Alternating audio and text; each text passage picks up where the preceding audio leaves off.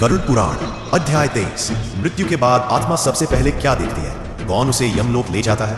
जब किसी प्राणी की मृत्यु होती है उसके बाद जो कुछ होता है वो हमारी आंखों से ओझल होता है, लेकिन गरुड़ पुराण उस अदृश्य यात्रा का संपूर्ण विवरण देता है। जैसे ही आत्मा शरीर छोड़ती है वो एक क्षण के लिए उसी स्थान पर खड़ी रहती है, अपने शरीर को, रोते हुए परिजनों को और अंतिम क्रियाओं को देखती है। लेकिन तभी एक घोर रहस्य खुलता है।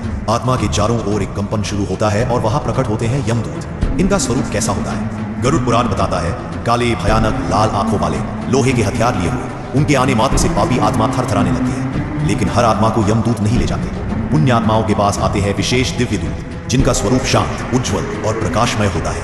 यह आत्मा के कर्म तय करते हैं कि उसे कौन लेने आएगा, यमदूत या देवदूत। इसके बाद आत्मा को एक अद्भुत मार्ग पर चलाया जाता है। यह मार्ग कोई सीधा रास्ता नहीं होता।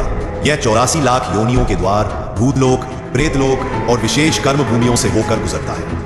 इस यात्रा को कहा गया है पंचगव्य मार्ग या विचित्र पथ। आत्मा वहां न भूख मिटा सकती है, न प्यास बुझा सकती है, सिर्फ कर्मों के भार को महसूस कर सकती है। इस यात्रा में आत्मा को पहले कौन से दृश्य दिखते हैं? गरुड़ पुराण कहता है, जीवन में किए गए पाप या पुण्य जीवंत चित्रों की तरह सामने आते हैं। आत्मा अपने कर्मों को देखती नहीं, उन्हें जीती है। और तभी एक महत्वपूर्ण मूव आता है, प्रथम दर्शन यमराज के द्वार, जहां आत्मा को उसके कर्मों का लेखा सुनाया जाता है।